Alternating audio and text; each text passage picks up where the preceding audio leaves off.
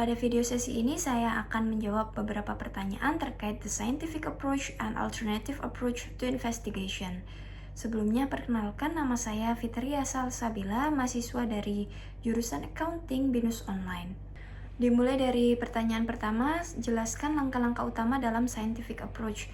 Pada scientific approach terdapat beberapa langkah. Yang pertama, observasi awal, di mana penelitian biasanya dimulai dari pengamatan terhadap fenomena tertentu yang memunculkan pertanyaan riset.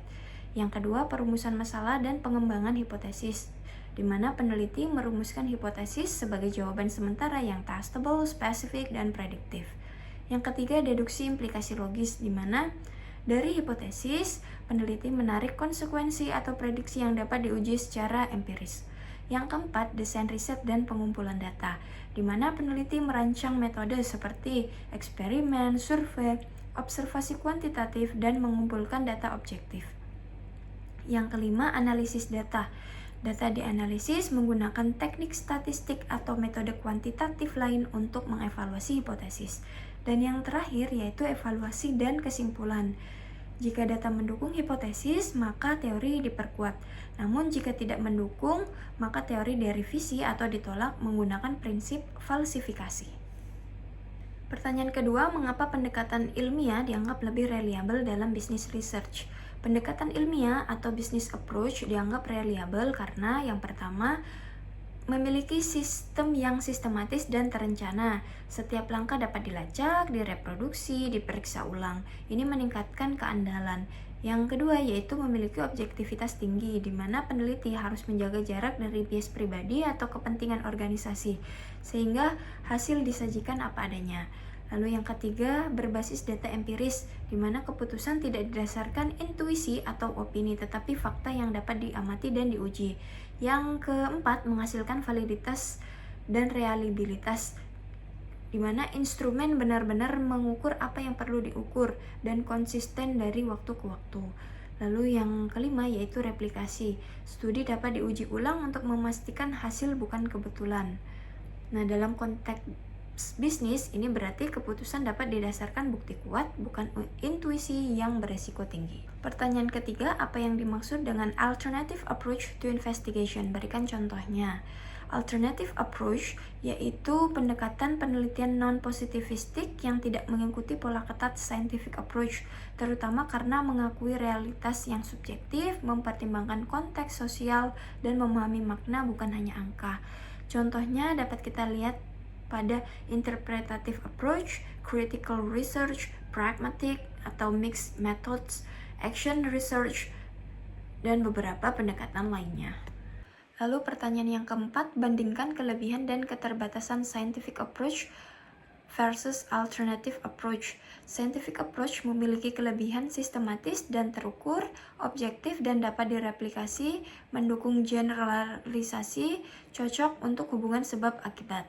Namun memiliki keterbatasan yaitu terlalu reduksionis atau menyederhanakan realitas kompleks, kurang sensitif terhadap konteks sosial dan budaya, dan tidak mampu menangkap makna subjektif manusia.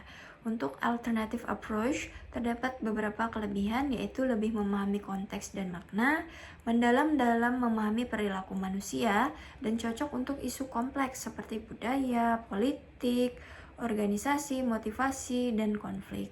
Kekurangannya yaitu tidak selalu dapat digeneralisasi, lebih subjektif dan interpretatif, sulit direplikasi, dan tidak selalu menjawab apakah X menyebabkan Y.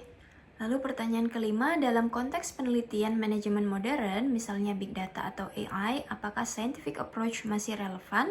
Jelaskan pendapat Anda secara kritis. Menurut saya masih sangat relevan, tetapi perlu dikombinasikan dengan pendekatan yang lain. Alasan scientific approach tetap relevan karena big data membutuhkan validitas, reliabilitas, dan objektivitas yang merupakan prinsip dasar pendekatan ilmiah. Lalu yang kedua, AI membutuhkan model yang dapat diuji dan diuji ulang sesuai prinsip replikasi ilmiah. Lalu yang ketiga yaitu analitik kuantitatif, di mana yang masih berakar pada logika deduktif dan empirisme. Namun, kenapa perlu pendekatan tambahan? Karena big data sering dianggap tidak menjawab why atau mengapa yang dapat diperjelas lewat pendekatan interpretatif. Dan dalam perubahan organisasi, makna subjektif dan budaya sangat penting sehingga pendekatan kritis atau interpretatif dibutuhkan. Sehingga dari pertanyaan ini dapat disimpulkan pendekatan ilmiah atau scientific approach tetap menjadi fondasi, tetapi penelitian manajemen modern membutuhkan pluralisme metodologis, yaitu menggabungkan pendekatan ilmiah dengan alternatif untuk memahami fenomena secara utuh. Pertanyaan ke-6, jelaskan perbedaan antara internal researcher dan external consultant dalam organisasi dan apa kelebihan dan kelemahan menggunakan peneliti internal dan konsultan eksternal. Pada peneliti internal memiliki beberapa kelebihan, yaitu memahami budaya organisasi secara mendalam, akses data lebih mudah dan cepat, dan biaya lebih rendah. Namun kelemahannya resiko bias dan konflik kepentingan tinggi, tekanan politik internal, dan sulit bersikap objektif. Untuk kelebihan dari konsultan eksternal yaitu lebih objektif dan independen, pengalaman lintas industri, teknik riset lebih canggih, dan cocok untuk isu sensitif seperti merger dan krisis reputasi. Lalu kelemahannya biayanya tinggi, perlu waktu memahami organisasi, dan potensi resistensi dari karyawan. Pertanyaan terakhir yaitu jika Anda adalah CEO, faktor apa saja yang Anda pertimbangkan sebelum memilih internal versus external researcher?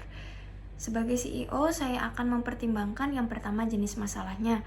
Apabila masalahnya terkait operasional rutin, maka saya akan menggunakan internal researcher. Namun jika terkait permasalahan yang strategis, sensitif, atau beresiko tinggi, saya menggunakan external consultant. Lalu yang kedua, saya akan melihat objektivitas yang dibutuhkan. Jika potensi bias internal besar, lebih aman menggunakan external consultant. Lalu yang ketiga, akses terhadap data. Apabila internal lebih cepat, namun jika data sensitif, perlu perjanjian kerahasiaan khusus untuk eksternal. Lalu saya juga akan melihat biaya dan efisiensi.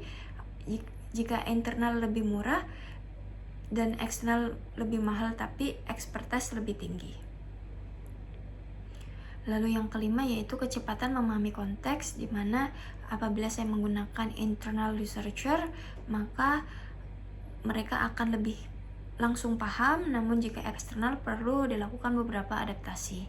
Lalu saya juga akan melihat tingkat kompleksitas proyek. Jika proyek besar, maka saya menggunakan external consultant yang lebih kompeten. Dan yang terakhir juga saya melihat isu politik organisasi. Jika ada konflik internal, maka lebih baik menggunakan external consultant yang lebih netral.